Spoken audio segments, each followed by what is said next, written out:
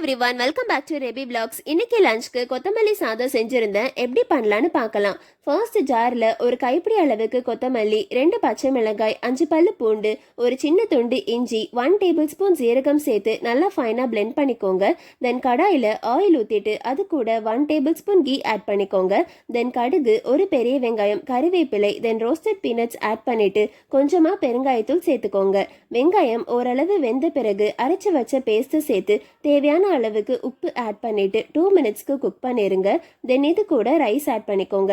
நான் Kerala rice add பண்ணியிருக்கேன், நீங்கள் ஒயிட் ரைஸ் ஆட் பண்ணிக்கலாம். ரைஸோட நல்லா மிக்ஸ் பண்ணிட்டா ரெடி ஆகிரும். இதுக்கு சைட் டிஷ்ஷாக புடலங்காய் 65 பண்ணலான்னு நினச்சேன். ஆனால் மாவு அரைக்க அரிசி ஊற வச்சுருந்தது, அப்போ தான் ஞாபகம் வந்துச்சு. ஸோ புடலங்காயை மேரினேட் பண்ணி ஃப்ரிட்ஜில் வச்சுட்டேன். தென் மாவையும் அரைச்சி முடிச்சிட்டேன். அப்படியே ஒர்க்லாம் கம்ப்ளீட் பண்ணிவிட்டு லஞ்சையும் கம்ப்ளீட் பண்ணியாச்சு. தேங்க்ஸ் ஃபார் வாட்சிங். பாய்.